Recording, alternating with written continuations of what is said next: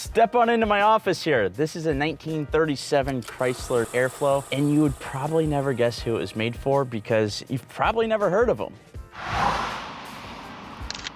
So for the story of this car, let's go back to 1937 when it was made. It was one of 3 limos built. One was made for the Hershey family, another made for the then president of the Philippines, and then this one was made for this guy here.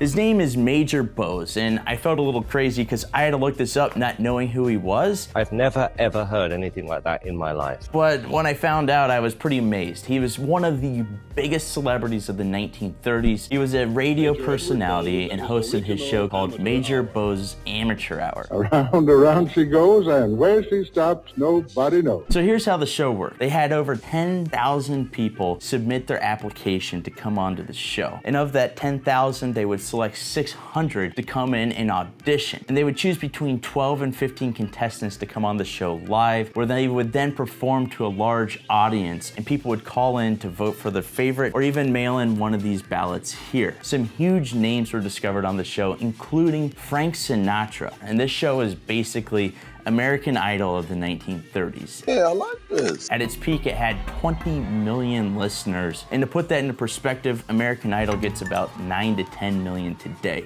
So Chrysler made this car for them, and they were actually the headline sponsor of the show. Chrysler really went to the nines when they built this car. They turned it into basically not only a rolling billboard for Chrysler, but a rolling office for Bose. Look at all that gold. It's insane. It looks like an Art Deco theater. There's jade here, jade there, jade on the radio. The whole thing is accented with gold and jade. It's crazy.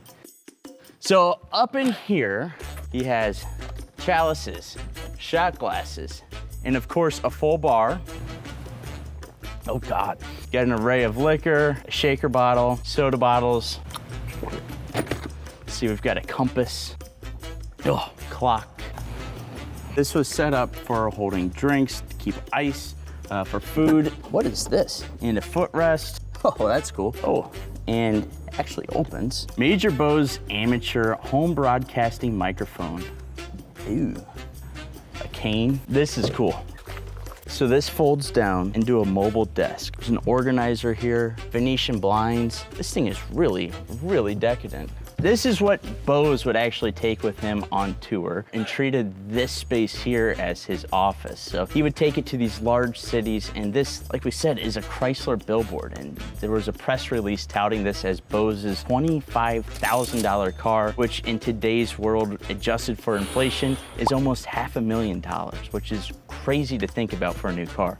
All right, let's check out under the hood here, which you get to through the hood ornament. Very cool. Under here is the large flathead straight 8 engine. I think it makes about 150 horsepower. Not a lot of power, but lots of low end torque, and it really pushed the car well. So of course, as the name implies in Airflow, the entire car was actually developed in a wind tunnel. I think it was actually done in conjunction with Wilbur Wright, one of the Wright brothers. And that's how they got to the shape. It was this idea that wind resistance and fluid dynamics, understanding that is how you could make a car more efficient, and that was the wave of the future. And that's where the Chrysler Airflow came from, and that's how it was developed. But what's crazy about this car is the sheer scale of it. Is it a 146-inch wheelbase? And that is just absolutely massive, especially for a car of this shape. Look at this thing, it's insane. And what I love is that when you stand back here and you look at how all the lines kind of taper together, you really do get that sense of, all right, let's take a basic shape, let's put the occupants in it, and how do we envelop that body around the occupants? But you know, Chrysler was really, they were always ahead of the curve and really good in the marketing department, specifically with saying, hey, this is why our products are best. And Chrysler went crazy with the Airflow. This is just incredible. I mean, to think to have a car with such advanced technology and design elements in it, and then they go into the interior and it's so decadent. It's just crazy. Major Bose used the car all through the late 30s, and in 1941, the car was shipped off to Pearl Harbor to be part of Admiral Nimitz' motorcade, commander of the Pacific Fleet during World War II. So it was painted black, and then it shows up later after the war in California. And we got a picture here. It was found with bullet holes down the side. It was put into service by a limousine company. It was then sold off to an Airflow collector, and then from him went to Frank Kleps, who restored this car as it is today.